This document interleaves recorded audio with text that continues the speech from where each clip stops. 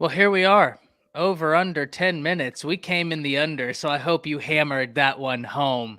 Listen, it's been a little bit since us three were back in action, so we had a little bit of a family reunion in the green room before we came on live, right? That's just what we do. Jake, it's been some time, my man. How are you? I'm good. I'm good, man. I just taking a minute, figuring some stuff out, getting some plans in place, and continuing to do so going forward to figure out the next moves of life. Life is always moving, and it's a constant stream, and you got to flow with the river, my friend. So, I'm definitely got my ship right and ready to flow. So it's good, and it's fun to be back on with you guys, man. I missed you guys. Love it, man. Love it. Love that you're back and we can pick up where we left off. Coach Sean, how are you?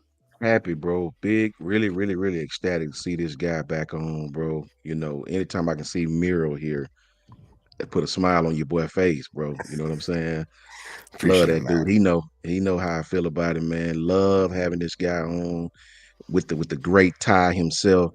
Hey man, you can't ask for more. Blessed. You know what I'm saying? Got to cut the grass today, so that's a little negative, but hey, can't complain, bro. Let's talk Oh some man, ball. let's talk some ball. You stay away from those snakes now. I remember one time you and I were talking about those snakes that y'all got out there. Facts. Shout out to Travel Panil, home team right there, Woo. bro. He knows exactly what I'm talking about.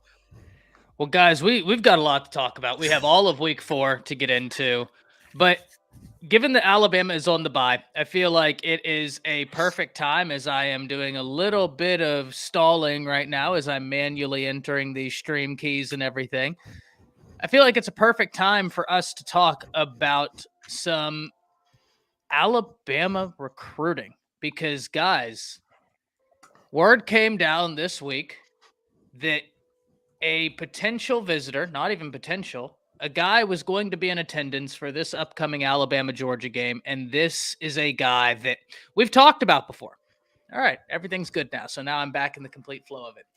We've talked about this guy before, and that's Ivan Taylor, Ike Taylor's Yeah. son. Now, Yep. there was a time where he was committed to Notre Dame, flipped that commitment from Notre Dame to Michigan. I'm going to be honest, hats off to Michigan for even getting that because I thought it was going to be Alabama over Notre Dame, just purely based on the timing of everything. Right? He was visiting Bama a lot of communication. But the Wolverines, listen, coming off of a national championship, and now it's not the same Michigan Wolverines, but gentlemen, we can all be honest here. There are a few colleges out there that they have brand capital. Michigan's one of them, right? Oh, Like sure. that there are certain helmets out there where you don't commit to the helmet, but the helmet will get you in a door that otherwise you would not have gained entry. Does that make sense? Oh Like yeah. I went to UNT. UNT's not getting in Derrick Henry's living room, right? But there are certain No. helmets that will at least get in the living room to deliver the pitch. Michigan's one of them. Well, news is that he's visiting during the Georgia game. This game is going to be so important. And we've talked about this game before. Coach I, happy you're in here. Happy everybody's in here. Moon, Raka, Ebony. Missed it. And before we go any further, guys, we need a little bit of a. I'm not going to sing, Ebony, I because know. it's I your suck at it birthday, too. and I don't want to ruin your It's your birthday birthday. It's your birthday. with my voice singing. That Hey, it'd wouldn't be a be good good start though. to the day. But happy Yeah. birthday, Ebony. Hope you have a great day. Happy birthday. Birthday, Ebony. Oh I Yeah. yeah, will Coach sing Sean to you. can sing. Hold on. There you go. I sing about as well as a duck getting smoked. You know what I'm saying? But I still will sing to the homie Ebony, because that is the Yeah. partner. Happy birthday, Ebony. And I'm gonna get Okay, to the last verse. Happy birthday, dear Ebony. bring in the falsetto. Happy birthday to you. You. Love it. Roll Yeah. Tide. Like roll tide. That's the first and last time we've sang on. That's pretty good. That's pretty good. What up, John? I don't know what I just came into. All I heard was the very end. I'm assuming you guys were singing happy birthday. we Yes, were, we were. Mhm. Ebony deserves it. Oh, happy birthday, Ebony. Hey, Oh, I sent you the link, Coach I. I tried to get you to break it up. The ball is in your court, my friend. The ball is in your court. Ski, my broski. Coach Carl, what's up, Coach? Man, where y'all boys at, man? I'm off on Friday, so I'm enjoying it. That's awesome. We need man. Coach I. We need Coach I in here to talk this Georgia, Yeah, man. Yeah, I'm really interested in talking Georgia with Coach I. But John, we were talking about specifically Ivan Taylor, but we'll get to the visits, the rest of them on Monday, right? Coach Sean, I'm going to start with you. We'll do reverse order. Ivan Taylor, what does he bring to Alabama's recruiting class? I like Ivan. I was more, I ain't gonna say more. I was equally as excited about Justice. But as far as listen, these two guys can definitely help Alabama's class like significantly. I think they're the type players that Coach DeBoer really wants on his football team. These dudes are game changers, man. You know, anytime you can get guys like that, um, these kids are game changers. It's a reason why these kids are wanted by everybody. You have these select few of kids, even though he plays safety, I believe, this select group of kids that every school wants. Everybody, nobody's gonna tell these kids no. Um, you know, he was a little smaller, but this kid, I think I think his weight was maybe what if I looked 175, 180, 175, 180 pounds. He's a little bit more than that now, because that was reported like a couple months ago. But they said he's almost 180. But the kid ball skills is undeniable, right? And this defense, clearly they like these safeties that can track the ball. They like these safeties that, you know, have good eyes, as we call it. And this kid is one of them, right? So you definitely want this kid, man. If you get this kid along with Mr. Terry, look, man, you can't do nothing but be thankful. You know, if you even get one of the two, you can't do nothing but be thankful. But this kid is a game changer. This is not a want, this is a need, right? Along with the other secondary help that we have coming at corner, along with the young kids we have on staff now. If we get this kid, listen, you know my slogan. The truth is in the details. Look out. John, as I pass it to you, you know, Coach, you talked about his coverage ability, and that goes without saying. He is supremely gifted in that. But you want to know one of the things his Benji, it's Ike Taylor's son. It is Ike Taylor's son. So kid's super high football IQ. If you look at 24/7 Sports, they have him as the number 41 player in the nation. 5 Adams says Derek Smith safety is visiting 100%. That's going to be a big one as well. For Derek, it's just about where do you want to play, all right? Because I've heard differing opinions, and if the Bama insiders are saying that Bama is telling him that he can be wide receiver or DB, by all means, take their analysis, because you know Bama's got phenomenal insiders. So if that's what it is, but I was always under the impression that Bama really liked him at safety. Maybe they are opening it up both ways, but if he really wants to play wide receiver, Auburn is really big on him there. But John, what I was going to pass it to you with is this right here. I love Ivan Taylor's coverage ability, but he has another ability that I love. And at the high school level, I think it's very undervalued, and it's going to sound boring. He's a guy who knows, even though I can deliver the kill shot in terms of just smacking somebody, the most important thing is the form tackle. As long as I get him to the ground, it doesn't matter if I hit him with a kill shot. If I have the opportunity, I'll do it. I've seen him lay people out, but he is more interested in just making the tackle than trying to have these highlight hits, even though he can. And for me, I'm like, man, that translates to college. You just being interested in getting the guy down, because we've seen it time and time again. Someone will go to hit somebody, but they don't wrap up because they're used to in high school, they just kill shot people. What do you see with Ivan Taylor that you like? Ivan Taylor is an exact replica of somebody I feel like that was massively overlooked at Alabama, in my opinion. And I'm talking about Eddie Jackson. When you talk about the comp of he can play man coverage, he plays mainly 2 deep right now in high school. His shiftiness of the feet, he's not going to give you the quickest 40 at a 4 or 5, right? But when you look at just the ball skills as a whole, you're going to like everything about the guy. Most likely, will he play like a husky position? Probably not. Because if there is kind of a slight weakness in his game, it's, getting through traffic, it's coming off a block, stuff like that. So in my opinion, it's playing that true safety position and allowing him to be like an Eddie Jackson, maybe a smaller version of a Landon Collins, something like that, where these guys just are really good at everything they do at that safety position, and just let him play free, if that makes any sense. But yeah, no, he's going to gain weight, right? So he was reported at 175. That was a couple months ago. They said he's been working on his weight. He's going to get bigger. He's 6 foot, right? So I mean, these guys are still young, but I feel like this is one of those players, those recruits, when you get into a class, they're just massively overlooked. Yes, he's going to have the high 4 or 5 star, right? So, and he's going to have the name behind him as well.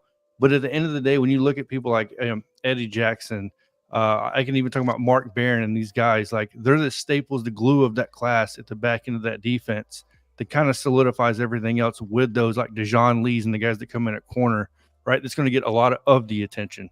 So, yeah, no, I really like Ivan Taylor, honestly, like a lot. I love what you talked about being a guy that's overlooked. Bama has one in this class, and he's ranked very highly. But he's not talked about on the national side a lot, and that's Duke Johnson to me. And it's just like, man, that guy recruits his tail off, is so pro-Bama, and is so versatile. Jake, I want to hear from the safety. Yeah, exactly. I was waiting for what this. do you see whenever you look at Ivan Taylor? Well, I mean, it's great. Ivan, the one thing with him is obviously he has that football DNA, right? So it's interesting when you watch a coaches or a player who is very successful, you watch their kid go on and play. Their kid is going to show a high IQ. In order to play safety and to be a good safety, your IQ needs to be extremely high. And I'm saying your football IQ, you need to be smart on the field, right? We were even able to watch the Wisconsin game, and I can tell you right now that their safeties probably got chewed out because of what they were doing in coverage, Wisconsin safeties, what they were doing against what Bama was running, right? And Bama did a great job scheming against them. Sheridan set up those safeties to get smoked. He did. But you could watch on multiple times. A safety, in order to play that back there, you don't need to be a blazer. You don't need to be, especially today. And I will tell you right now, I have. It is. You do not need to be a blazer, right? You can run a 4.5, you can run a 4.6 and be a good safety. It's all how you understand how to play the field and how smart you are in recognizing what you're about to see. Right? Like the movement, the pre-snap movement, the motion, and then what's going to happen between the hashes and 3 yards outside of the hashes. 3 yards inside, 3 yards outside. That's your seam, right? That seam is going to dictate a lot of what happens to you. And then obviously what you're going to play. Are you playing a single high safety or are you playing a 2 high safety? We're about to see a lot of 2 high safety work. You want to know why? The NFL right now is getting shut down by 2 high safeties. The 2 high safety pre-snap shell, right? 2 high safety shell. They're talking about it. They're like, what's going on with NFL offenses? How come they can't pick things apart anymore? Why can't they score big? We need to bring the safeties up because it's cheating the game and we're not seeing big plays anymore. Let's make it a rule. Shut up. No, that's not how it works. You don't get to tell us where we get to line up on the field. All right. But I'll tell you this, you are going to see a lot of it this next year. Maybe not this season in college football, but next season, in order to beat these RPO, these Kalen DeBoer offenses, you are going to see 2 high shells, and you are going to see some massive. You're going to start seeing DBs are going to become even more paid. You want to know why? Because more of them are going to get drafted. And if you want to get looked at right now, for a guy like Ivan Taylor, why wouldn't you want to play in a system that is so successful and set up for safeties to be successful, right, in Alabama? Like you watch what their safeties are doing right now, Devonta Smith, right? You watch Malachi Moore, you watch Keon Sabb. Malachi and Keon are rotating between a strong and a free safety. They are rolling safeties based on the motion and based on what teams are doing. So they're having a hard time. The quarterback's already having a hard time picking up which safety he needs to read, because which safety now is my read safety? Which is my safety coming down the box and which one's playing the hash? I got a question for you on that. Yeah, go ahead. I didn't mean to cut into you, but I just saw an opportunity to not only learn myself, but Is that because both Sab and Malachi are supremely versatile, or is that going to be a staple of this Womack defense moving forward? Well, I think you want that to be a staple. That's why you want guys like Ivan Taylor who are smart players, because in order to do that, right? Your Husky position is almost an isolated safety position. It's not going to rotate back into a too high shell or roll coverage, right? But your strong safety, your rover, right, and your free safety, technically they can just rotate if you have the type of personnel you need to do that. Basically, if a motion goes across from trips one side to twins on the other, and you need to roll a safety based on the fact that the Huskies playing the field side. And so now Malachi needs to roll back from playing down on the trip side, and that was now field, that switches to boundary because now you have doubles or twins, whatever you guys want to call it. Then Keon then rotates from the free back down to strong, and Malachi rotates back to the free. And you can do that, and you have this versatility back in the backfield. And what that does is now your quarterback's having a difficult time saying, okay, wait a minute, they just rolled their coverage. What's about to, are they playing single high, or are they going to play too high? Because the way they're rolling is confusing me a little bit. Are they just showing this? Is just this a pre-snap show? So there starts to be a lot of questions asked, and it's difficult, man. It's difficult for a quarterback. You can hear about when Womack was coaching over at South Alabama, the quarterback there, when he went into pro day, right, down in Mobile, I think it was, or like the all-star game for college players down in Mobile. He was talking about it, and he goes, that defense really gets you prepared because it takes a lot of time to figure out what you're seeing. Like, because it all looks the same until a couple things move, and then all of a sudden you have no idea what exactly you're about to see. And he goes, and it took me time in practice just to play against that defense. And he goes, it's actually really complicated for a quarterback. So you love that, and you want that versatility, hence Ivan Taylor, right? And I mean, and he's not the only one they're going after. It makes sense why, when you brought up Derek Smith, fine, you want to play wide receiver, man? Go ahead. We're going to go and look for other guys. Mason Dunn is a name we haven't heard of, but we're going to start hearing about. 4-star cornerback, right, from Mississippi. He's another one to watch on Flip Watch. They're going to go after him. Anquan Fagans, if we think they're done with him, they're not. They're going to go try to get him, right? They're going to try to grab some more DBs in the class that can play a versatile position. And don't think that we don't have that in that room already. There's some guys already in that room, besides Red, but there's a few guys back there that are sitting there who can rotate into maybe one of those safety positions, and maybe that's what they grow into. You just never know. Yeah. We've kind of talked about that with Zay Mincy a little bit. So King Mack as well as another one against Tennessee. Gosh, phenomenal. Against Tennessee in particular, I look at King Mack and I'm like, he might just be the chess piece to really help. Because you know how Tennessee is. They want to split you real wide. They want to get those one-on-ones where you're either accounting for a man in the box, and Womack likes to run single high, right? He loves the cover 3. So against the Tennessee, that's why I'm like, man, a King Mack back there might just be like, okay, well, now we have enough speed everywhere on the outside where it's like, okay, let's go heads up. And Brandon says Red gets burnt, man. He scares me. It's a youth thing with Red, right? Aggressive. Like, yeah, there have been the 2 of the times he's gotten beat, he just kind of missed the jam, right? And he's a young guy. The thing with Damani is if Damani misses a jam, he runs a 10-2-4 100-meter dash. So that's why I giggled during the Western Kentucky game when he did do the jam. He went to jam the guy again. The guy actually swatted his hand away and got away from him. And Damani is almost shuffling like sideways down the field. This guy's in a full sprint and Damani's running sideways right next to him. And I laughed so hard on the couch because I was like, you know how demoralizing that has to be, that you're in a full sprint and the dude is just kind of crab shuffling next to you? It's like, that's not fair. I may quit. Yeah, honestly. But that's a youth thing to me, Brandon, is Red. It's Jordan said this, and I think it was Jordan. the you reach, I teach. That applies in football too, man. You reach, and if a wide receiver beats you, he's just taught you something. That's right. He's just taught you something. Did y'all see the Ryan Williams and Bach pod? I've seen bits of it. It's awesome, man. Yeah, Bama fans. Funny. Some funny stuff in there too, yeah. He said he looked like Jermaine Burton. I saw that. That was pretty funny. Mhm. That was pretty funny. He's going to be a beast, man, especially against – see, this is the interesting thing about Tennessee is you want to account for the back end, but then they've got two cats in that running back room. Everybody talks about Dylan Sampson, and deservedly so, having a hell of a year, averaging 7.9 yards per carry. Deshaun Bishop is averaging 10.1.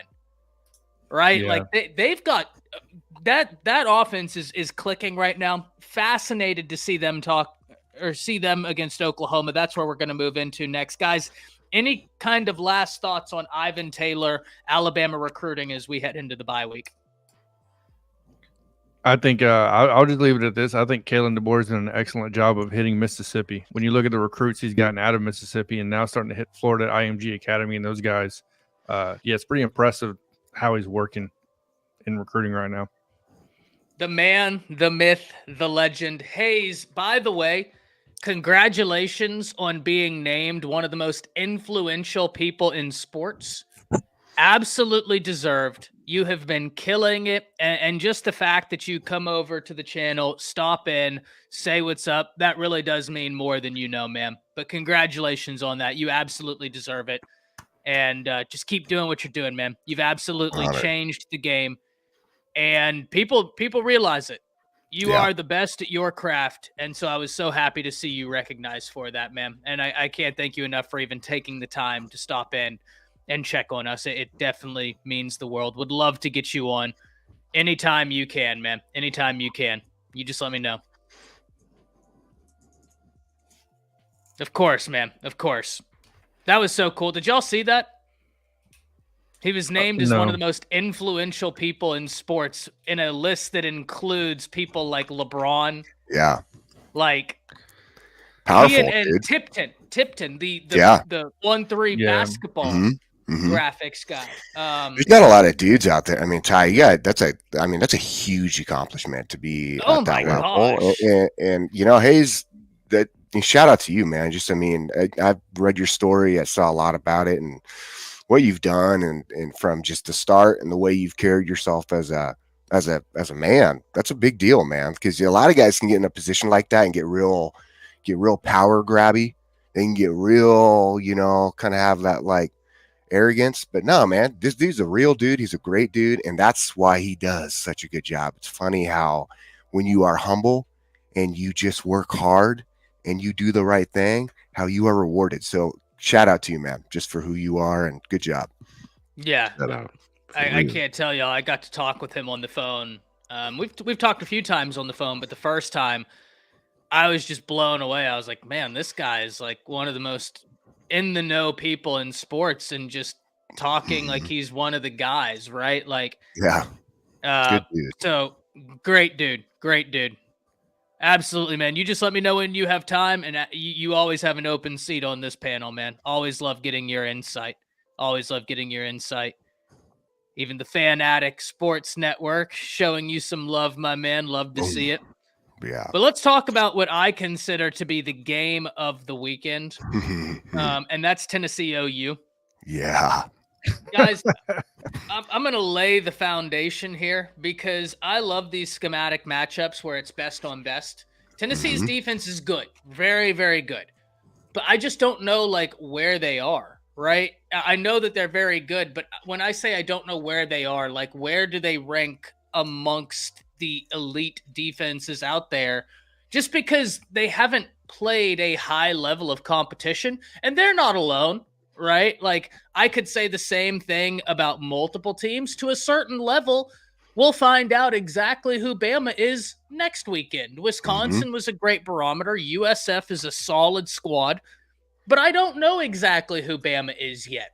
That's a little bit more nuanced because they're undergoing scheme changes on every side of the football, brand new coaches. So it's a little bit different, but Ohio State, for instance. I don't quite know who Ohio State is yet. So if there's a Tennessee fan watching, it's not me picking on Tennessee.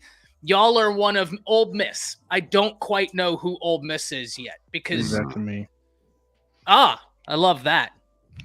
Love that. Wisconsin was an okay 100% Moon. You get what I'm saying. Like USF, solid squad. Wisconsin, solid team. But I don't know that that's the best scale on which to weigh Alabama this year, because I think Georgia's exponentially better. I think Texas is exponentially better than not than Alabama, than Wisconsin or USF, multiple SEC teams. So we look at this Tennessee-Oklahoma game. I love the schematic breakdown of best on best, right? Tennessee's offense versus Oklahoma's defense. We know what Tennessee wants to do. They want to split you out wide.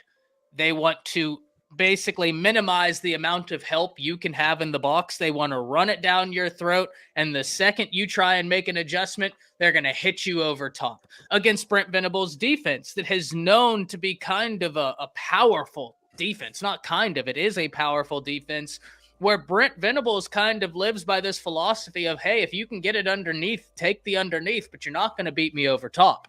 That's not happening. This game is fascinating. I actually did my breakdown yesterday. I picked Tennessee to win, but they're favored by 7.5.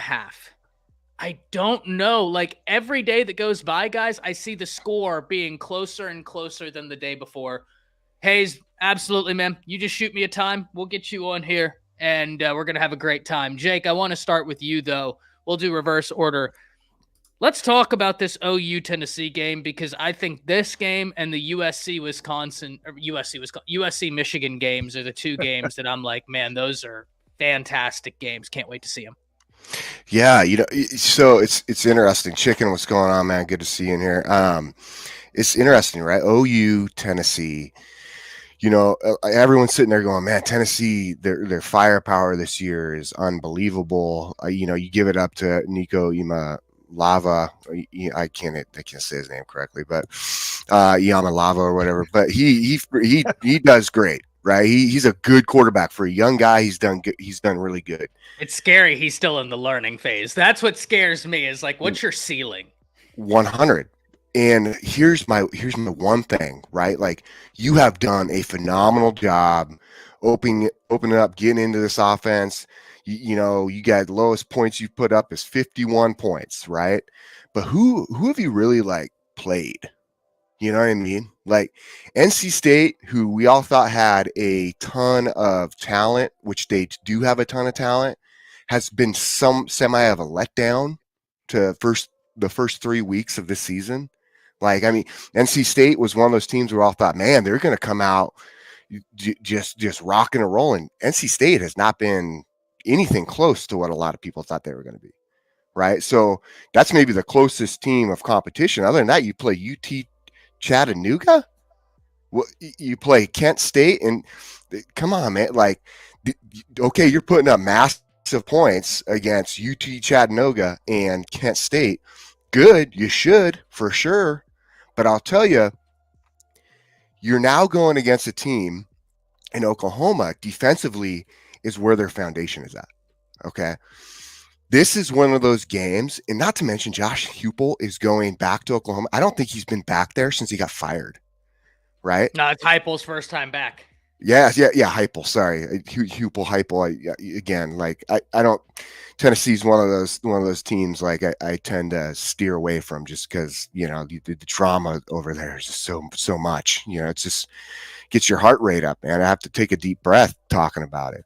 But I'll say it with this: is for him to go back there for the first time. You got a first year quarterback. They're feeling really good right now based on the amount of points they're putting up. They kind of got a little swag in their step, but no one's punched him in the mouth yet, right? No one's come up to him and said, man, you got to swag. Well, boom, nobody's hit him in the mouth. And here's the one thing Oklahoma will do. They will punch you in the mouth on defense. I don't care what offensive struggles they have going on right now. That's great. I understand it's going to be part of the game. But when it comes down to it, if their defense walks in there and punches them in the mouth and they do not respond and they don't know how to respond to that because they just haven't experienced any sort of really adversity in these first 3 weeks, it's going to be a real interesting game, because then how do you adjust going into halftime, right? Saying, okay, we just got hit in the mouth, but wait a minute. Like I'm not used to this sort of fight, right? I should be putting up way more points. And it's going to, and not to mention, if we don't think Heupel's going to have, or Heupel's going to have a little bit of emotion in this game, no matter what you do, there's something in the back of your mind subconsciously from stuff that's happened in the past. And you're going into Norman. And that crowd is going to be ruthless, because it is SEC time. I think this game is going to come down to who truly has tenacity and the grit to grind this out. And that's why I'm going to be honest with you, I'm leaning towards Oklahoma. I mean, I really am. I look at Oklahoma right now, and average per game of what they give up passing yards, 187 yards per game. Under 200 yards per game. That's what they're giving up passing yards. That is one hell of a defense. And that secondary is ready for you. So that is one area I will say right now that Tennessee thrives on that passing game. You look at what they're putting up numbers wise. You look at what Nico's put up so far right now, 3 weeks in. And now what happens when that passing game is not what you want it to be, or it's not there? What do you do? Right? How do you respond then? This is going to be a really interesting game of who has the willingness to outlast the other, and who's stronger, and who's mentally with discipline, because penalties are going to play a part, but also who's ready to just fight. You know, that Georgia Kentucky game, we talked about that. I feel like that's going to be something we potentially could see in this game. So that's my take. Yeah. Like when we started this, I have Tennessee winning, but I have OU covering, because I just don't see this being like, I could see a 3-point game. It's going to be very difficult. And Dundies, you're 100% right. OU has Tulane's the best team they've played. Houston is bad. Let's be honest. They got rolled by UNLV, and Temple is bad. Chattanooga is bad. Kent State is real bad. So it's Tulane and NC State as the two teams where it's like, okay, they're y'all's test games. That's why it's going to be just so fascinating to see how this game is played. And UNLV is pretty good. They are good. They are good. But that's, yeah. I think Brennan Marion, I'm shocked that he's still there. Yeah, me too. Not after this year, man. No. He's gone. No. So, John, talk to me about this game. Yeah, so I made a video, and let's just say I'm getting hammered by Tennessee fans. Look, here's the thing. Tennessee reminds me a lot of Notre Dame every year. Every year is Tennessee's year. Every year, 2-3-0 at the beginning of the season. It's the same thing. It's like clockwork at this point. I'm not going to fall into the trap of just giving Tennessee everything. They're not going to own the SEC in year one. Well, you know what I mean? When's the last time they won the East? When's the last time they won the SEC?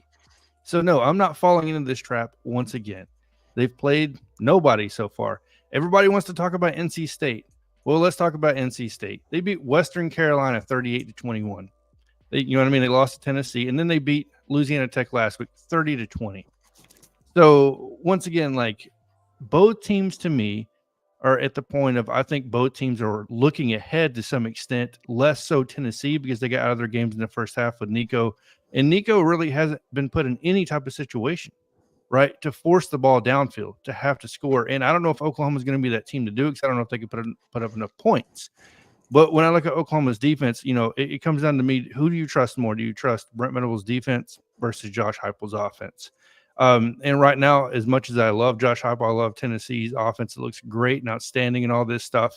If there's one knock against Tennessee, and it's a knock against Josh Heupel, when these guys go on the road, they play down to competition 100% of the time, except once, and that was LSU in 2022. So no, I'm not going to fall into this trap. It seems like their offenses tend to struggle on the road, almost like clockwork every single year.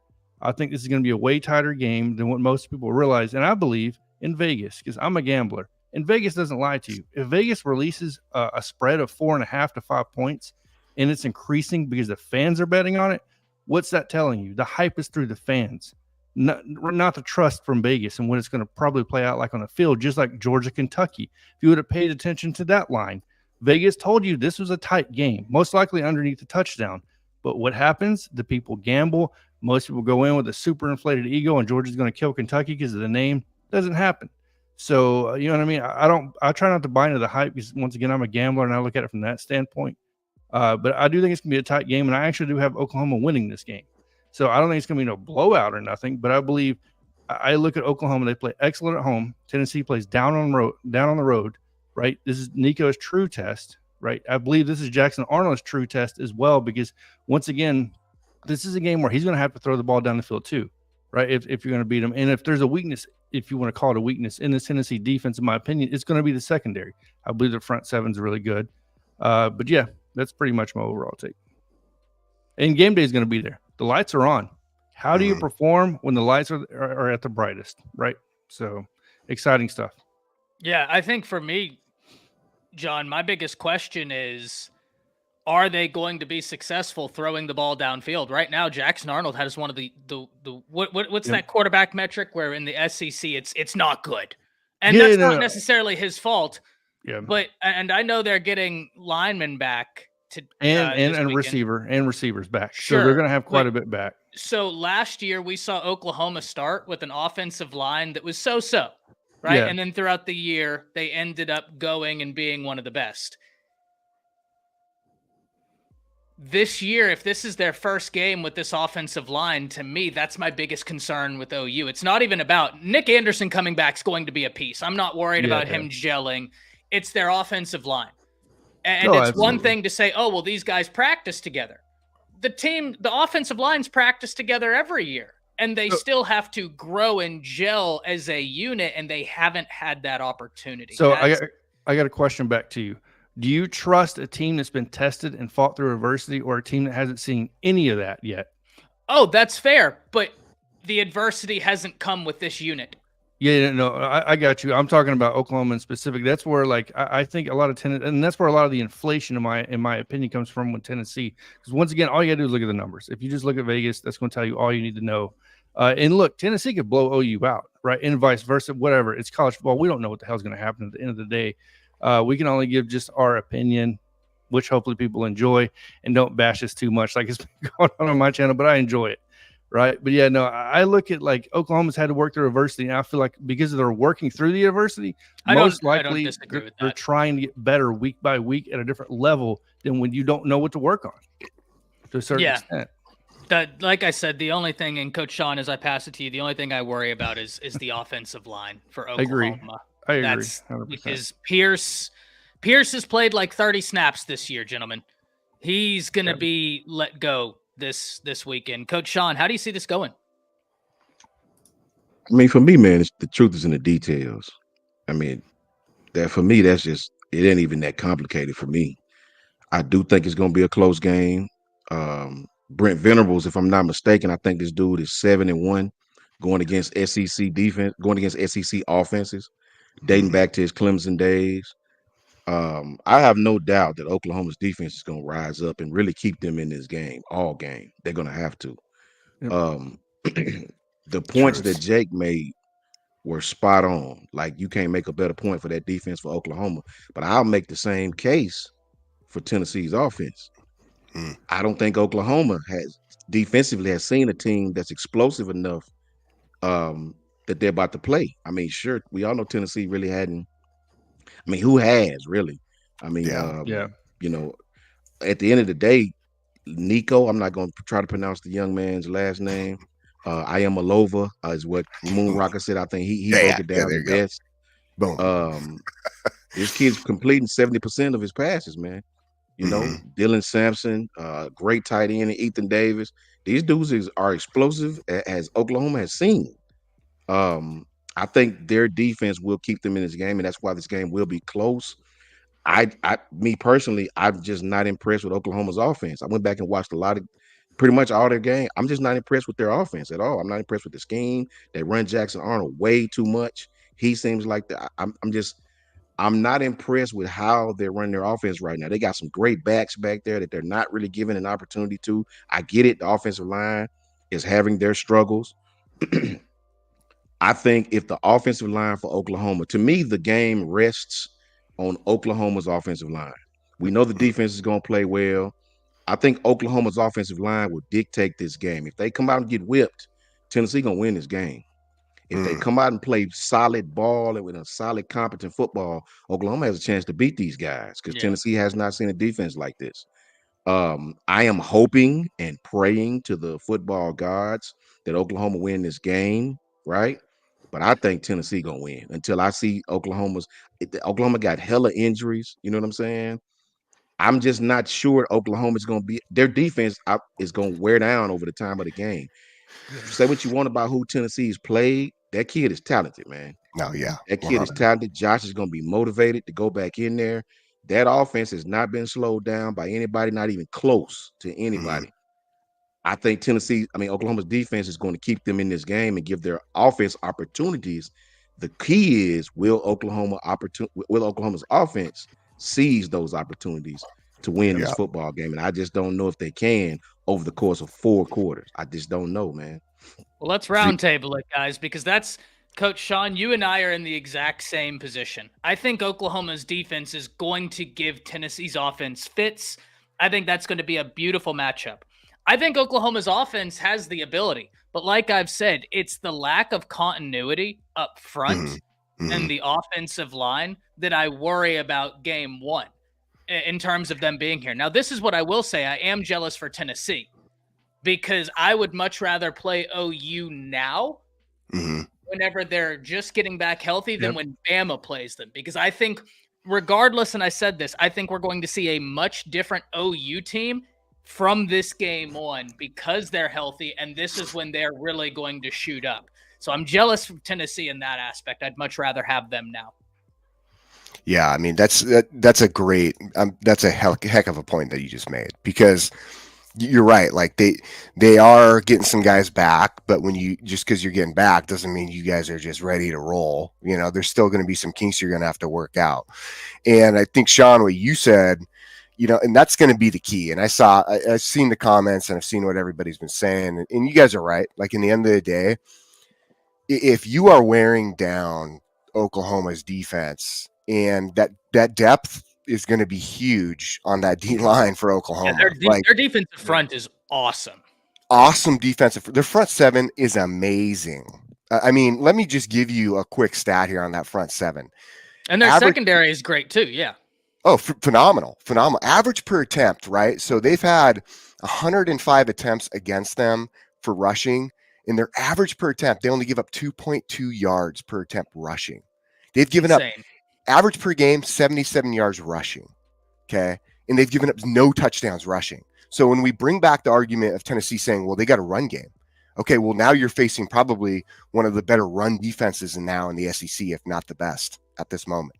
Okay. Certainly in college football. Certainly. So that right there, there's your another comparison. But how can they take, who's can take the beating more is going to be the answer to this game. Yeah. Right? This Oklahoma, again, tenacity and grit, right? Like that they are rocky. They will not stop in this fight, right? They will not stop, and they will keep swinging for the fences. Do they have that tenacity? Do they have the grit to continue to go after them time after time after time when Tennessee is going to look for the big shot? They're going to want to pull guys into the box, pull them in the box, and then boom, go over the top, right? So it's going to be interesting. If that's the case, if they're pulling guys in the box to stop the run, because that run does get some sort of push, then does Oklahoma have the secondary to play one-on-one? Because that's what it's going to turn into. It's going to turn into man on the outside, a wide receiver. Do they have the guys to play man? I think they do. I think they have the safeties back there that are smart enough.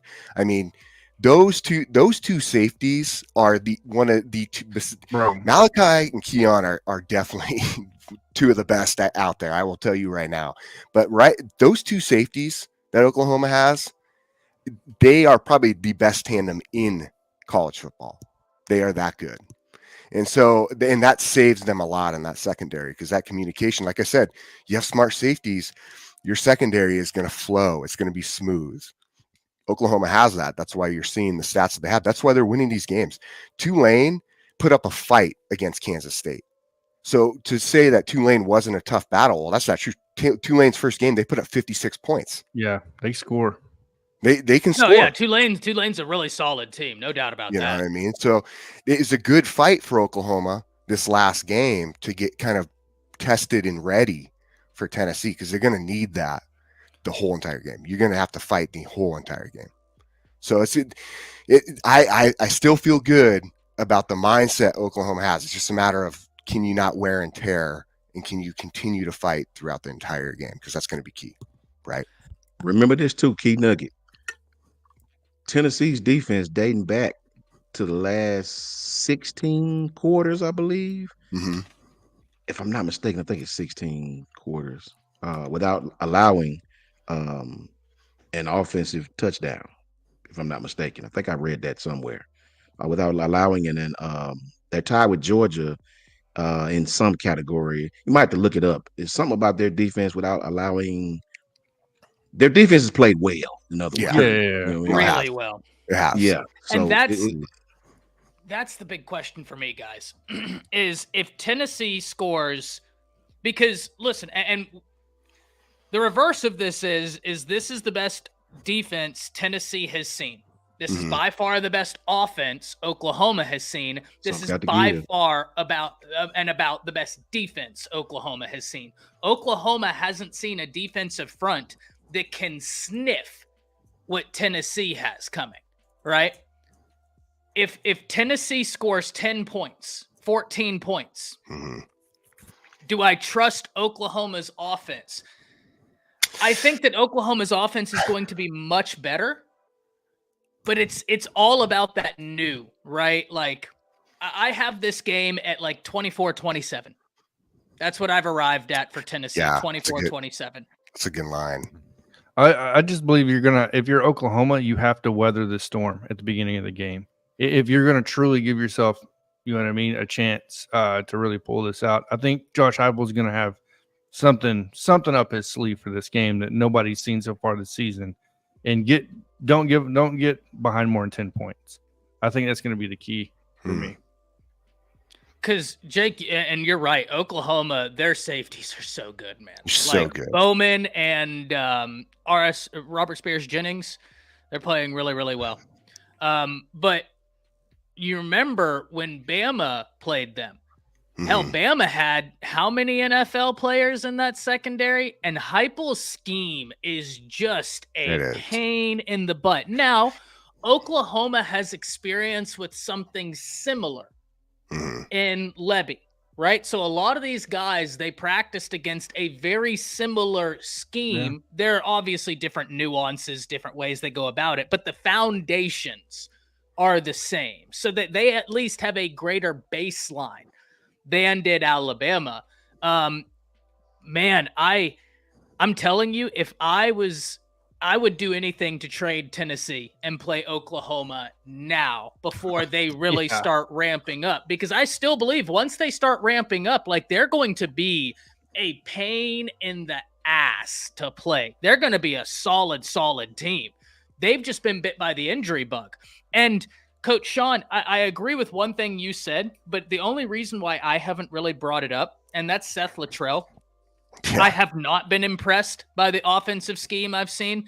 Hell, the first play they ran last week, they went into a Larry protection, right? Where the right guard and everybody left of him blocked everybody left, and the right tackle took his guy right straight into where the jet sweep was going. And it made fundamentally no sense. And shout out to the Oklahoma breakdown because they broke the play down too. And they were like, what is this? And I was like, something had to have been amiss there.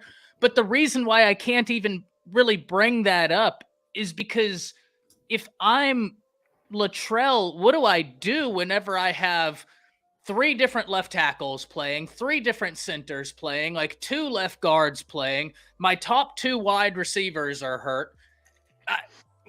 I'm just grasping at straws at this point. And so I haven't brought up that just because I'm like, I don't know who Oklahoma's offense is yet through no fault of their own. The last thing I'll say about this, Sooner, of course he has. Of course he's been holding back. There's what some teams do. So like Alabama's rolling everything out right now. So Alabama's very much well on the foundational play calling. And then there's what Oklahoma is doing. So they want to be in foundational, but they have so many injuries that they don't have a choice but to just drill the foundational plays because they're so stripped down. Fascinating matchup. I mean, super fascinating. Remember this too, man. Tennessee throw a lot of balls outside the hash marks. Like they throw a lot of stuff outside the hash. So Oklahoma's defense is gonna really be pushed. They run hella tempo, as we know they all do. But this game's gonna be real interesting to me. Very interesting because it's so stylistic as far as what one team do and the other do opposite. Yeah. So it's just very, very interesting. I think the home field advantage, we all know home field in college football matters. Oklahoma could potentially play their best game Saturday or their worst, depending on, because this type of offense really, really stresses you, man. It really stresses you. I think they're going to be really, really sound on offense, on defense, and tackle well because Tennessee will run the ball. They will run the ball. It's going to be a very interesting game, man. I really am interested to see both of these teams play. It's going to tell a lot about both teams in this game, in my opinion. Yes. Where they stand. This is, I fundamentally and vehemently disagree with anybody saying Tennessee's going to blow Oklahoma out. I'm like, how? I don't even think that, what is the overall line on this? Like the points that they're projecting, isn't it like 59.5? Yeah. It's moved up. It started off at 57.5, and I think it's up to 59.5. Like I don't even see that being hit. Like the metrics are moving so much in Vegas right now based off the betting. It's insane, actually. I'll be honest with you, as a college football bettor, I haven't seen this much movement in overall lines in a while. And I think it's because like the hatred between these two squads, it's garnering something. It feels like a true rivalry is starting to be born here in the SEC between these two fan bases, in all honesty. I just don't see 59, and I could be wrong. I'm not a sport bettor, right? That's what's throwing a wrench in the Bleacher Report pick'em is now they're doing weighted picks with sport betting, and I'm like, guys, I don't do sport betting, so all of this is like Chinese to me. I don't know what any of this means, so that's really kicked me in the butt. Is because I don't understand like how to read Vegas lines or the money's on this team. I don't that means nothing to me. I'm here to talk football. I don't particularly, but what I will say is I just don't see 59 points. 27-24 is something that I'm like I really like that line. If it is 59, that bodes well for Oklahoma. That means their offense is playing well. Exactly. True. Yeah, one would think. That's what I was saying. Okay, there we go. 56.5. It was, because I thought it started at 57. I could be wrong, but yeah, because even that line has moved. Like, yeah, that's interesting. This is the best game of the week. This is, in my opinion, guys, one of the best games thus far this year. Oh yeah, this will be a fun way to open up. Let me see what Chicken said. Where is this? That's good. That is actually really good, Chicken. We see red, yeah. Sooner in Texas. So don't make your bets. You're 1,000% right, and I have no qualm admitting it. Sooner in Texas. If we're just picking straight up, hey, I'm going to bring you sound analysis. But if you're asking me to give you betting advice, well, that's why I don't do it. Because I don't know. Guys, I've turned down a lot of sport betting sponsorships just because I don't. It doesn't move me. I don't know because then they're going to want me to talk about sports betting, and I'm like, I don't want to talk about sports betting. Yeah, that's a whole different monster on its own. Yeah. Weird mascot names, 100%. Keenafy's right there with you, OU fans. Ty, if Coach Hype comes in and destroys us, how long until we hire? I don't think. I listen. If he does, I'm still not out on Venables because y'all. This is the thing that I don't think, and I'm not saying you don't, Steven, but I think that the average fan, and I'm even very much guilty of this. We don't realize that it's one thing getting a team back. It's another thing for that team to gel. And you can say, but they practice together all spring and fall. That's great. How many times have we seen an offensive line that practice together all spring and fall come out in the first 3 weeks? They're like decent. You know what I mean? Decent. And then by the end of the year, they're really, really good. It's because that position in particular does not just come together. Now, OU is one of a few teams that I give them the benefit of the doubt on the offensive line because of who your coach is there, right? Like there are a few offensive line coaches. Coach Cap has done an unbelievable job with Alabama, but like you look at Kyle Flood out at Texas. Oh yeah. Yeah, he's God. good. He's a monster. You look at Bill Biedenbow. He's a monster. Even with those guys, though, when you replace all of that, because remember, they replaced all their starters, and this is the first game they're going to have a lot of their guys back. I don't think most people really take into account how much that matters. And that's the big reason why I am going Tennessee is it's not that I don't believe in Oklahoma. Hell, I preached all offseason that Oklahoma was going to be a force in the SEC. But Oklahoma, even though Tennessee hasn't played a team near as good as Oklahoma hasn't also played a team as good as Tennessee, but Oklahoma hasn't been fully healthy. Yeah. It's 100%. It's not it's health, it's time. Time is the big one for me, Chicken. If y'all would have gotten players back against Tulane, I would probably have a different take on this game. But it's just the timing, man. It's rough. That's why I was so happy to get Caden Proctor back against Wisconsin and not throw him in against Georgia, because I wouldn't feel as good about that Georgia game if Caden Proctor was coming back that game. Yeah. That would be. That's a great point. This is going to be such a great game, guys. All right. OU fans, I'm apologizing in advance for the game we're about to talk about, and that's USC Michigan, right? This is a fascinating game to me. And I'm not going to lie, I'm taking USC in this game for one primary reason.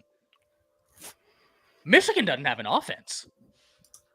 And if USC is sitting there and saying, oh, we know y'all are going to run the football, it's easier to key in on one thing than it is to key in on multiple things. Coach Sean, I'm going to start with you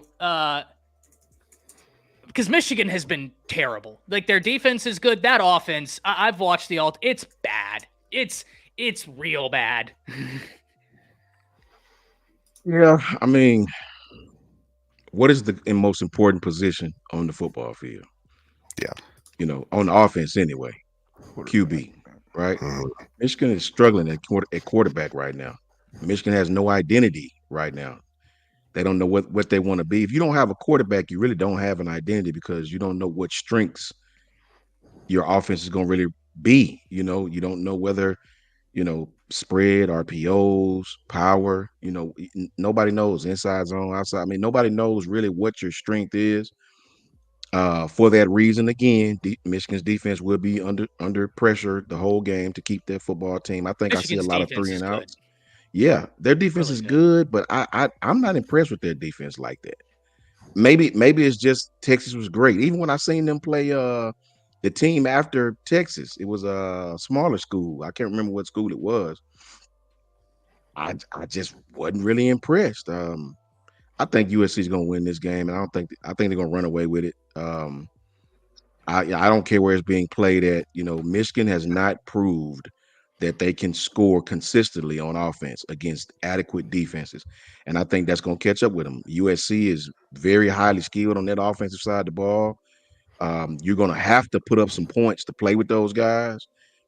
Great skill position. If we know one thing about USC, they're going to score. They're going to be very competitive on the offensive side of the ball. And I just don't know if Michigan's defense is going to be able to withstand that and that speed the entire game without the offense helping them out.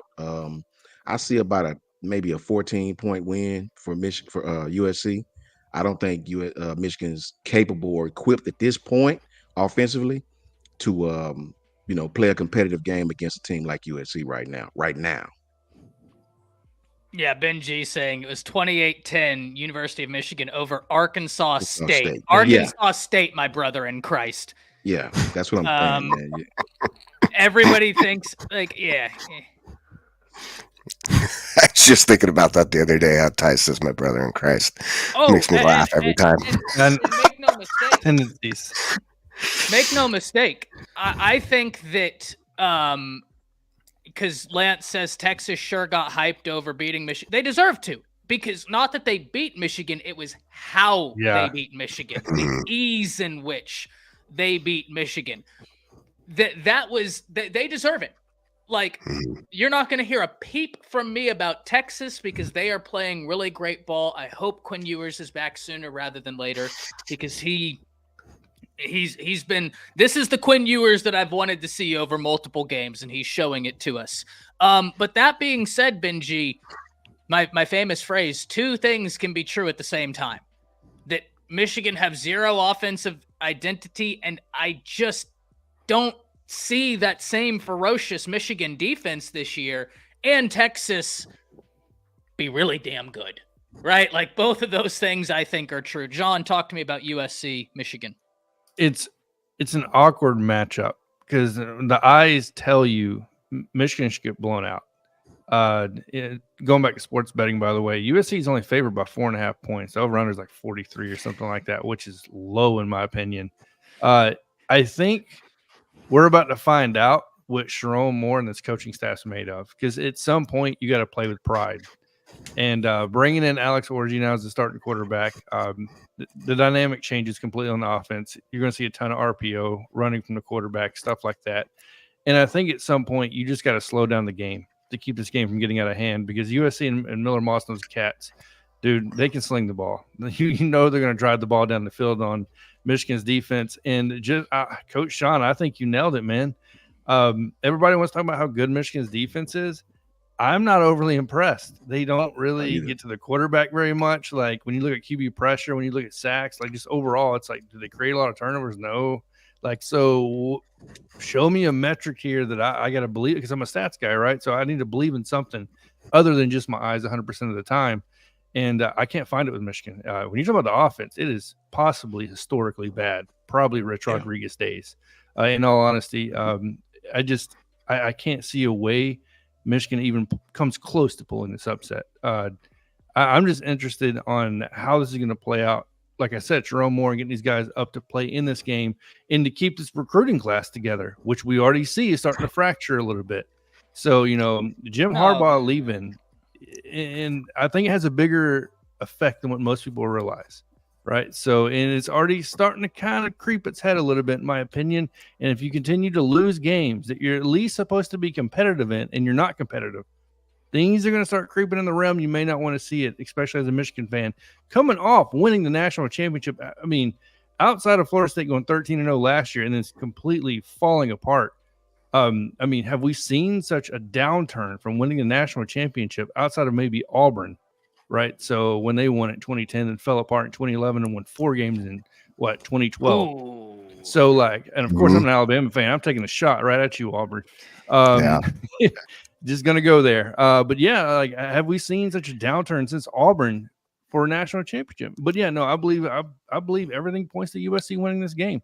I don't see anything Michigan can do in this game to win. So, Well, and JW says, don't be surprised Michigan runs that ball down you, and I'm assuming you said throw. But like Texas Homer said, JW, whenever Texas went to play Michigan, he broke down Edwards, and this is Homer's words. He has one of the worst yards after contact in all of college football. Like, unless he's not touched,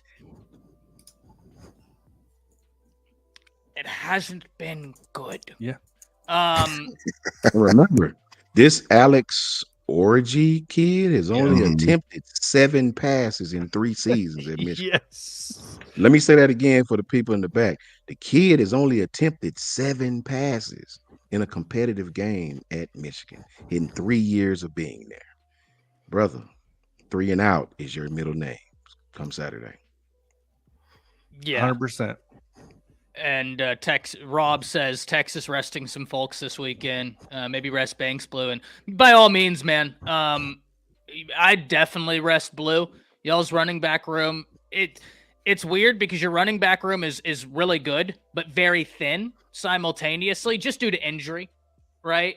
But Blue is still so good, man. I mean, he's so good. I don't blame you for resting him. I'm actually very excited to watch Texas versus ULM tomorrow just because I like Sark offenses. What can I say? Jake, talk to me about USC Michigan. Yeah, so that's going to be a game that I tell you right now, I think USC is going to beat them by more than 2 touchdowns, to be honest with you guys. I'll tell you, you know, we all had that question, right? Was Riley able to say, look in the mirror, look at what he has around him, and say, I need to make changes and I need to make serious changes to have the success I need to have this next season, which is now.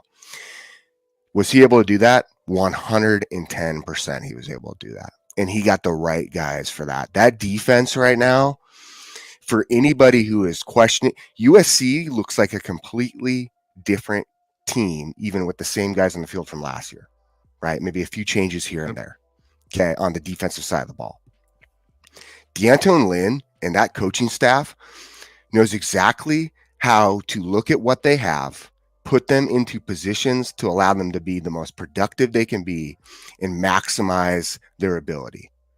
To say that again, put them in positions to maximize their ability and to make the stops and run the defense that he wants to run. They run a 3-4 multiple look.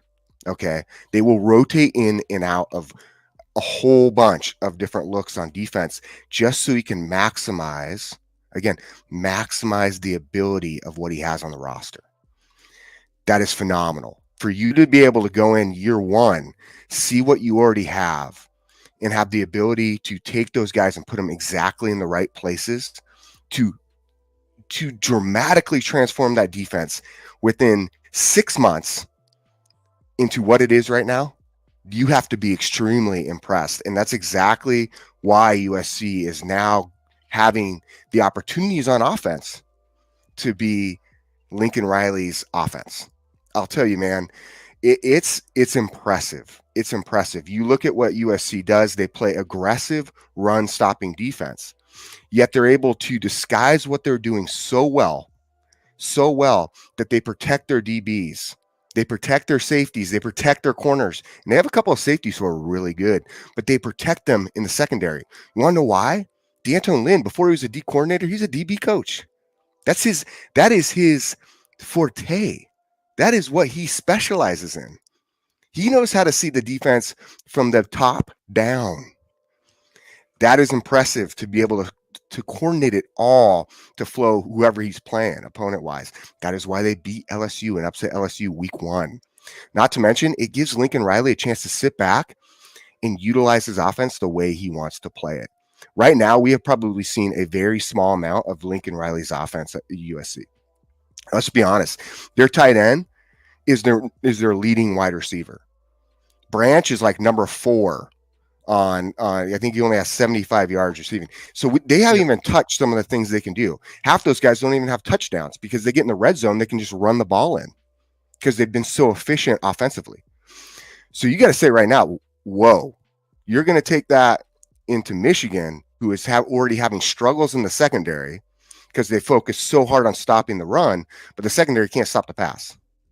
Okay. And then you put it on to, and not to mention, they just get worn out because you put it on offense who basically can't move the ball. They've ran the ball. You look at Donovan Edwards and Kal-El Mullings have both had 36 attempts. 36 attempts. Okay. Only one of them has been truly productive, and that's Kal-El Mullings. 270 yards, 7.5 yards average per carry. He's a beast. He's a beast. He's doing great. But then you look at Edwards, who's had 36 attempts, only 154 yards, 4.2 yards average per carry. So you're going, okay, Mullings can only last so long. And then the next guy under that is Alex Orji, right? So then you look at their wide receivers and you're going, whoa, you guys have like no numbers. Well, it doesn't help when their quarterback threw 6 interceptions in 3 games, right? But that's why there is no other choice. You have to put him in. You know what I mean? But I will say Michigan they are in the big house. They are giving this guy a shot. They do know they need to win. He knows they need to win. They have a lot of turnover from last year regarding what was on their roster in general, right? So I'll tell you, when it comes down to it, like, I can't say it's all Michigan's fault, it's all the coaching staff's fault. They're not doing things right. No, they're just going through growing pains. Let's be honest. In the end of the day, they're going through growing pains. They're going through a remake of Michigan because of what they lost coaching and what they lost in the roster. They're just not the same Michigan team. But USC right now, they did a complete turnaround, and I expect to see them lay some hat this Saturday. Jake, whenever we briefly, I mean, maybe 2 sentences talked about Bama, Wisconsin, you said there was a certain room for Wisconsin that you said was going to get chewed out. What room was that again? Yeah, that's the safeties room. Interesting. And you said that the defensive overhaul for USC has been very impressive, right? Mm-hmm. You know who Wisconsin's safety coach is, right? That's right. Alex Grinch. Very interesting because you watch. It's funny you bring that up because Wisconsin safeties, their technique was terrible. You need to stay squared to the line of scrimmage as long as possible. Why are you flipping? As soon as you flip your hips on a play to chase either a backside or a front side, either to bracket on a front side or to rob on a backside, as soon as you flip your hips, you give up the other side. Why would you not stay square? That is like DB 101. The longer you stay square, the longer you win. So the fact that we watched their safeties all game long take off out of they bailed. Well, dude, you shouldn't be bailing when you're 15 yards. It's called a scooch for a reason. Right. It's read steps.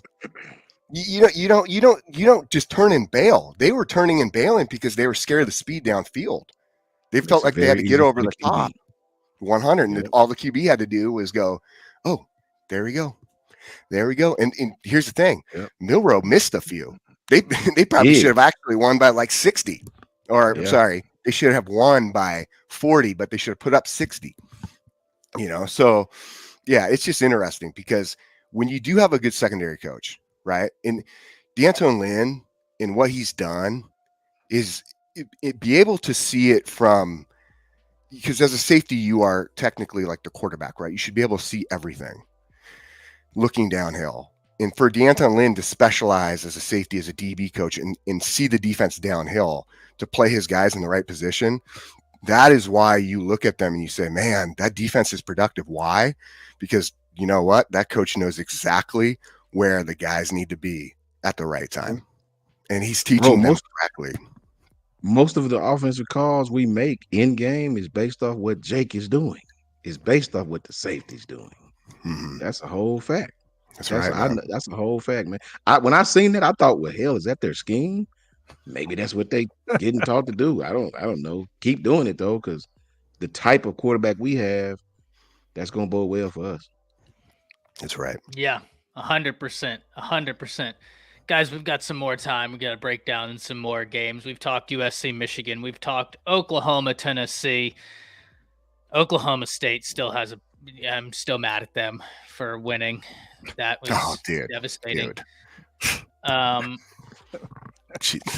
Not for long. Not for long. Well, they play weekend, Utah. You know, I'm not gonna lie. I took Oklahoma State in that game just because Utah's quarterback is still struggling. Well, he's out. Yeah, Cam Rising. Cam Rising got hurt. That's right. Yeah.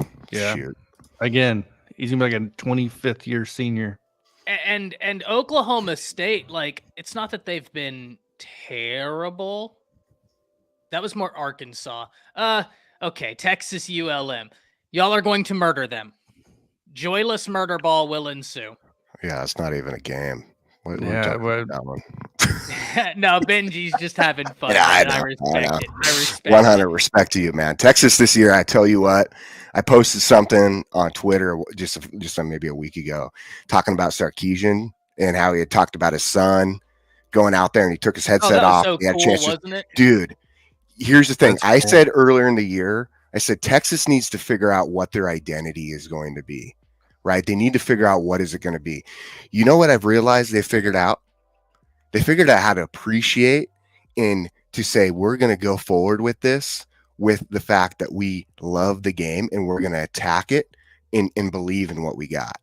And they figured out their identity. And that's why Texas is dangerous right now. I will say that. The players are having fun. Facts. They're right. Yeah, that's right. They have definitely figured out their identity, and they're a dangerous team, man. They really are. Mm-hmm. They really are. And y'all know how I feel about Sark offenses. I think when Sark is in his bag, it'd be like someone who loves art watching Pablo Picasso paint. Right? That's how I feel about Sark. Is when he is at his best, it's like watching Picasso paint for me. I mean, just the scheme he's throwing out there is incredible. But you guys know what's coming with this, right? And it's already starting on Twitter. This whole, like, the moment Arch Manning drops 450 yards. Oh yeah, we knew that was coming. We already know what's coming. So listen, Quinn's the guy when he gets back healthy. No, of course, but the fans. Yeah, no, I mean, fans are fans. You know what I mean? Like, fans are fans. But you know, I will say this, and then we can talk some about. Well, I mean, whatever game y'all want, man. You know, this Georgia. is. You want to talk about that Georgia-Kentucky game? Yes. Love it. So I'll say this very quickly because I have that's perfect. I got 15 minutes left before I'm in that other studio. So I'll say this within 30 seconds. I'm so sad Quinn got hurt because I've said so many times Quinn is a really, really, really good quarterback. Really, really good quarterback. But if he starts hitting that deep shot at the rate he did against Bama, like if we get that Quinn for a full season, he goes from really, really good to exceptional and like a genuine top 5 draft pick. I hate that now teams are going to use his health against him whenever it comes draft time. Because let's be honest, one of the things that I like the least about the NFL draft is how they devalue players. Look at what they've done to running backs. Wonder why information always comes out the week of the draft on players. It's like, oh, this guy's been great. And now every year it's like, oh, this guy ran a cult. And you're like, where the hell did this come from? Well, it's the NFL devaluing guys. And I was really hoping he would be fully healthy this year, especially once he started hitting those deep shots. He hasn't, like you said, Benji, he hasn't been healthy since his sophomore year of high school. The one positive is that they're all disconnected injuries, I suppose. It's not like he's stacked up multiple knee injuries.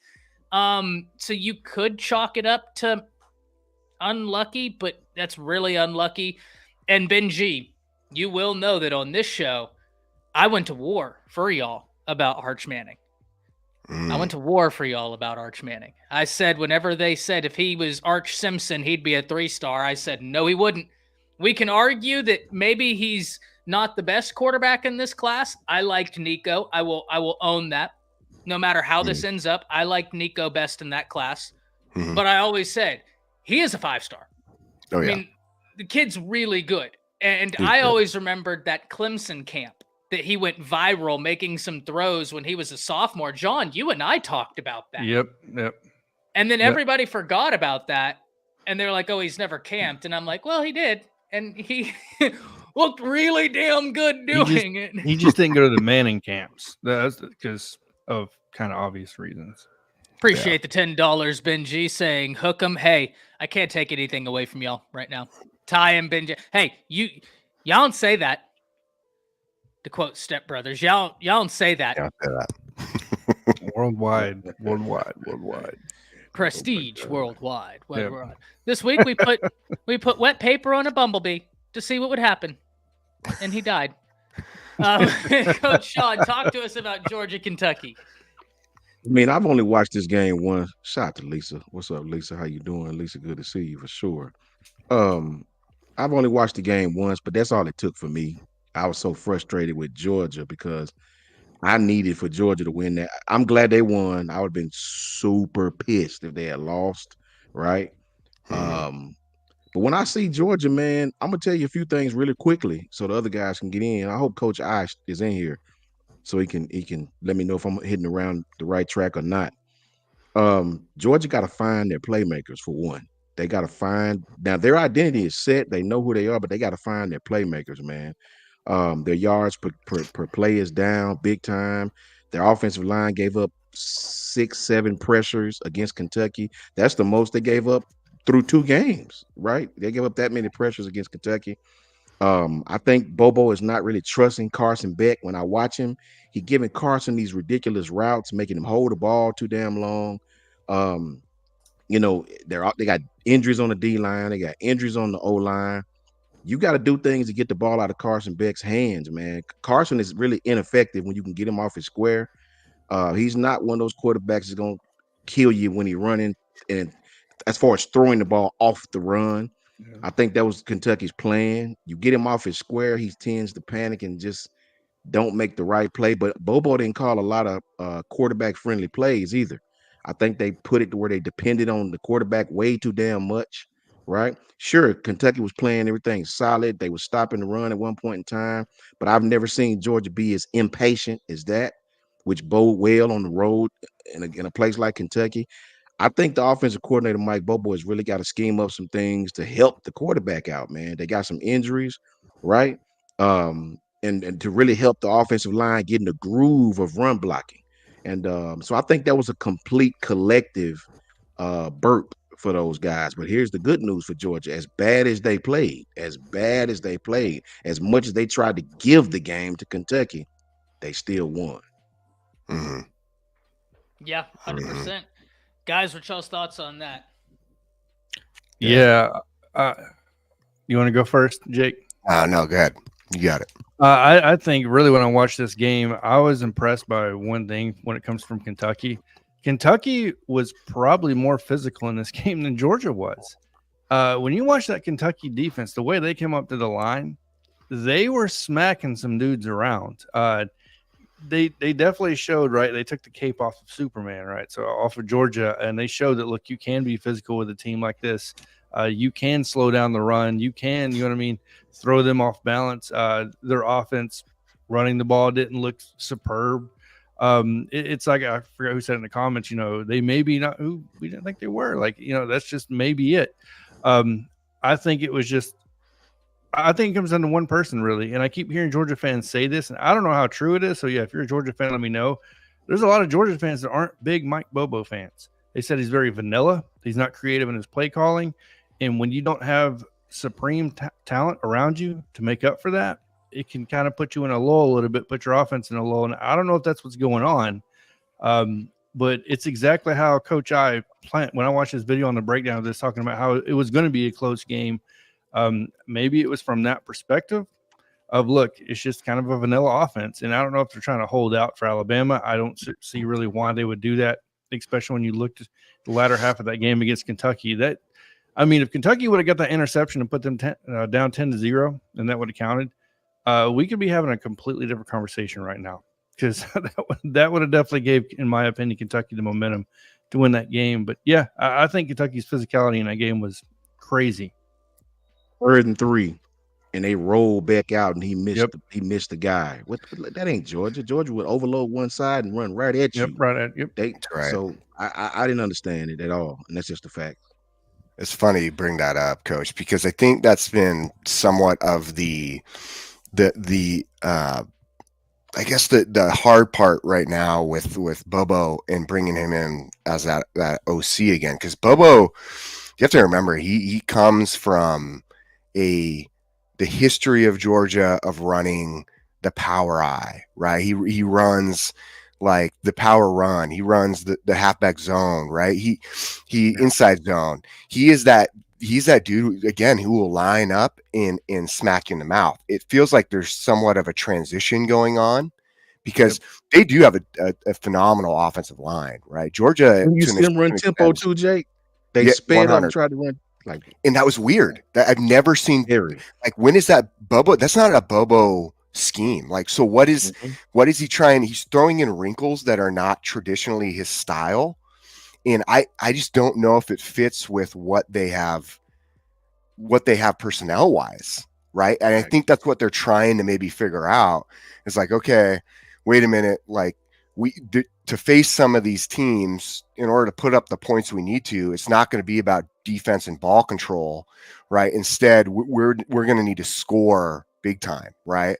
And they've focused so long on their defense being efficient to the point that their D-line causes that block destruction to the point it blows up the play. They put guys in a lot of second and long, third and long, and then their secondary is talented enough that they bring the pressure and they get either the turnover, right, or they just make the stop and force them to punt, right? And then then they're always in a field advantage because they're stopping these guys so far back, right? So that's not necessarily the case right now. Now they have a phenomenal secondary, I will say that, but at the same time, you look at Georgia right now. I mean, they're still giving up over 100 yards per game rushing, right? That's not typical for Georgia.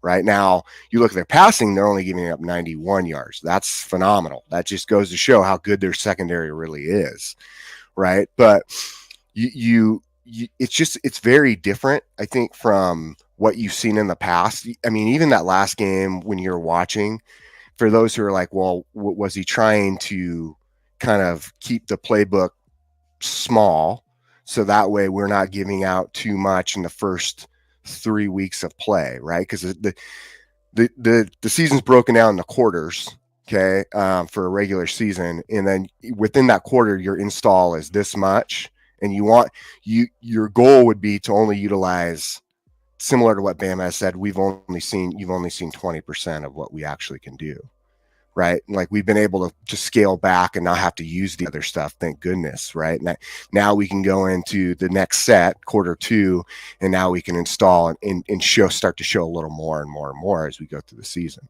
So was that the case? No, I don't think so. You want to know why? Because all you got to do is look at Kirby during that game. Towards the end of the game, he lost his mind. Yeah. He was pissed because, I mean, he was just like, what are you guys doing? And I mean, I haven't seen him piss like that. I think, honestly, I don't think I've ever seen him piss like that, except maybe a few times when he was D coordinator at Bama. Right. But even then, like, Kirby lost it. And because at that point, it wasn't about condensing playbooks. Like, we need to walk out here with a win. Yeah. And I mean, you even look at their red zone efficiency right now. Like, yeah, their attempts for scores, they're 12 for 12. But as far as touchdown goes, right, 7 for 12. Like, it's kind of low compared to other teams. Granted, you know, they've had some better games or better teams that they played against. Kentucky put up a fight that a lot of people didn't think they're going to put up. Clemson's defense is legit. Yeah, and Clemson's defense is good. So, you know, but at the same time, you're going, okay, why are you guys going away from your identity? Like, what are you trying to accomplish? Do you not feel confident? And that goes again back to saying, like, you know, McConkey's gone, Bowers is gone. So you're trying to identify those guys to fill those roles because they were so crucial to what was being ran before. And maybe that's not necessarily that productivity's there from the other guys right now. So it's interesting, for sure. It's interesting. I mean, their defense is still their defense. They've proved that. But offensively, you know, what I'm really interested, what type of offensive team are we going to see versus Bama, right? Yeah. If Bama starts putting up points, then what are we going to see from Georgia in response offensively? Because they will not be able to play ball control. They will not be able to go back to what they were used to, right? So it's going to be really interesting. I mean, I'm excited for that game. I really am. I'm excited. We're going to dive deep into that one on Monday and next Friday. I'm hoping they figure out about Nate Frazier after Bama. Yeah. That's the guy they need to really just any way they can use him, and Anthony Evans. I'm hoping they figure that out after Bama. But gentlemen, we got to get out of here. I got to run to Bleacher Report. So let's go around the table. Let everybody know where they can find all y'all's great content. We're going to reverse the order. I got to keep y'all on your toes every single time. We just ended with Jake. Jake, we're going to start with you, then go John, then go Coach Sean. Yeah, so pretty cool. Me and John teamed up to jump on a pod now. Instead of doing Set the Tone, you'll still see some stuff streaming from when we do these big ones. But for the most part, any videos and whatnot, you'll start seeing it over at Bama Talk. It just works better when you can have two guys kind of going back and forth, and it gives me the chance to lighten my schedule because I try to jump on with a lot of different shows and coming back, you know what I mean? So now I get a chance to be on more often with Ty and Coach Sean and me and John get to team up on those videos. So make sure you catch the videos that we release because there will be constant release over at Bama Talk. Check that out. So love it. Yeah, same thing, Bama Talk. So let's go check it out. Like Jake said, amazing when you don't have to be pressured to make a video every single second of the day, it feels like. But yeah, and Bama Nation on Twitter. So there you go. Or X. Coach Sean.